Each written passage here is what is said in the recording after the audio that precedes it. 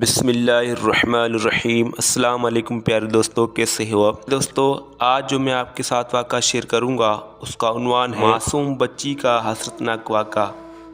تو آپ سے گزارش کے ویڈیو کو اینڈ تک ضرور دیکھیں اور ہمارے چینل پہ نئے ہو تو چینل کو سبسکرائب کریں۔ قبیلہ بنو تمیم میں بچوں کو زندہ دفن کرنے کا ظالمانہ رواج کچھ زیادہ تھا۔ اس قبیلے کے سردار قیس بن عاصم جب اسلام لائے تو انہوں نے اپنے معصوم بچی کو اپنے ہاتھوں سے دفن کرنے کا حسرتناک واقعہ سناتے ہوئے کہا، یا رسول اللہ، میں گھر سے باہر سفر پر گیا ہوا تھا، میرے بعد میرے گھر میں ایک بچی پیدا ہوئی۔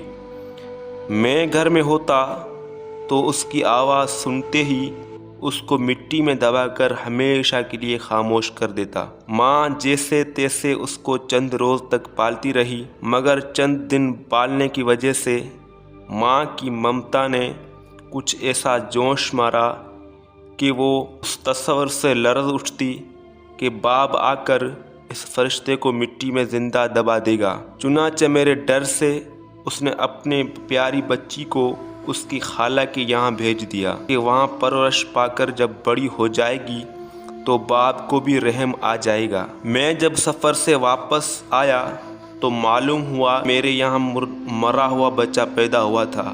بچی اپنے خالہ کے زیر سایہ پلتی رہی یہاں تک کہ کافی بڑی ہو گئی۔ اللہ کا کرنا کسی ضرورت سے ایک دن گھر سے باہر گیا۔ ماں نے یہ سوچا کہ آج بچی کا باپ گھر نہیں ہے، کیوں نہ اس کو بلا لوں، اور ماں نے اس کو بلا لیا۔ دیر کے بعد میں بھی گھر پہنچ گیا۔ کیا دیکھتا ہوں کہ نہایت خوبصورت بنی سنوری پیاری سی بچی گھر میں ادھر ادھر دوڑتی پھر رہی ہے۔ میرے دل میں ایک انجانی محبت نے جوش مارا۔ بیوی نے بھی میری نگاہوں کا اندازہ دیکھ کر بھانپ لیا۔ قدری محبت جاگ اٹھی ہے اور خون کا اثر رنگ لے آیا ہے۔ میں نے بیوی سے پوچھا، نیک بخت، یہ کس کی بچی ہے؟ بڑی پیاری بچی ہے۔ بیوی نے سارا قصہ سنا دیا۔ میں بے اختیار بچی کو گلے سے لگا لیا۔ ماں نے اس کو بتایا کہ یہ تیرا باپ ہے، اور وہ مجھ سے چمٹ گئی۔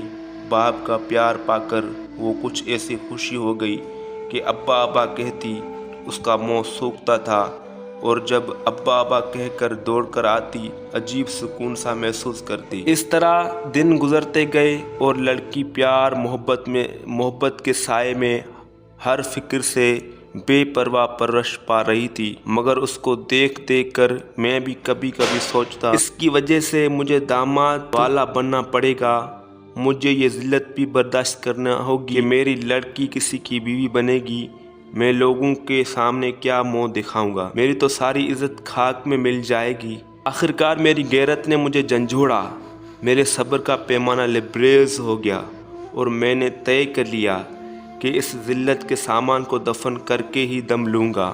اور میں نے بیوی سے کہا، بچی کو تیار کر دو، ایک دعوت میں ساتھ لے جاؤں گا۔ بیوی نے اس کو نہلایا دھلایا، صاف ستھرے کپڑے پہنائے اور بنا سوار کر تیار کر دیا۔ بچی خوشی سے چہک رہی تھی کہ ابا جان کے ساتھ جا رہی ہیں، اور میں اسے لے کر ایک سنسان جنگل کی طرف روانہ ہو گیا۔ بچی کودتی پھاندتی میرے ساتھ چل رہی تھی، اور مجھ سنگ دل پر یہ جنون سوار تھا کہ جلد از جلد اس شرم کی پتلی کو مٹی میں دبا دوں۔ بچی کو کیا خبر تھی، معصوم بچی خوشی میں کبھی میرا ہاتھ پکڑتی، کبھی مجھ سے آگے آگے دوڑتی، کبھی پیاری زبان میں باتیں کرتی، یہاں تک کہ میں ایک جگہ جا کر رک گیا۔ پھر میں نے زمین میں ایک گڑھا کھودنا شروع کیا۔ بچی حیران تھی کہ ابا جان یہاں سنسان جنگل میں یہ گڑھا کیوں کھود رہے ہیں، اور پوچھتی، ابا یہ کیوں کھود رہے ہیں؟ اسے کیا خبر تھی کہ ظالم باپ اس چہکتی پھول سی بچی کے لیے قبر کھود رہا ہے تاکہ ہمیشہ کے لیے اسے خاموش کر دے۔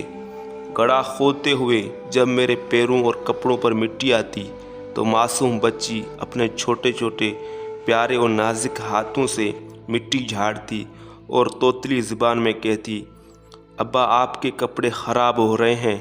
جب میں نے گہرا گڑھا کھود لیا تو ایک دم اس بے گناہ ہنستی کھیلتی بچی کو اٹھا کر اس گڑھے میں پھینک دیا اور جلدی جلدی اس پر مٹی ڈالنے لگا۔ بچی مجھے حسرت سے دیکھتی ہوئی چیختی رہی، ابا جان، میرے ابا جان، یہ کیا کر رہے ہو؟ ابا آپ کیا کر رہے ہو؟ ابا میں نے کچھ بھی تو نہیں کیا، ابا آپ مجھے کیوں مٹی میں دبا رہے ہیں؟ اور میں بہرا، اندھا، گونگا بنا اپنا کام کرتا رہا۔ یا رسول اللہ صلی اللہ علیہ وسلم، مجھ سنگ دل اور ظالم کو ذرا بھی رحم نہ آیا۔ بچی کو میں زندہ دفن کر کے اطمینان کے سانس لیتا اور واپس آ گیا۔ معصوم بچی کی مظلومیت، بے بسی کا یہ حسرتناک واقعہ سن کر رحمت عالم صلی اللہ علیہ وسلم کا دل بھر آیا، آنکھوں سے ٹپ ٹپ آنسو رواں ہو گئے۔ آپ رو رہے تھے اور کہہ رہے تھے، انتہائی سنگ دلی ہے جو دوسروں پر رحم نہیں کھاتا، اللہ اس پر کیسے رحم کھائے گا۔ تو پیارے دوستو، ویڈیو اچھی لگی تو ویڈیو کو لائک کرو، چینل کو سبسکرائب کرو۔ اللہ حافظ۔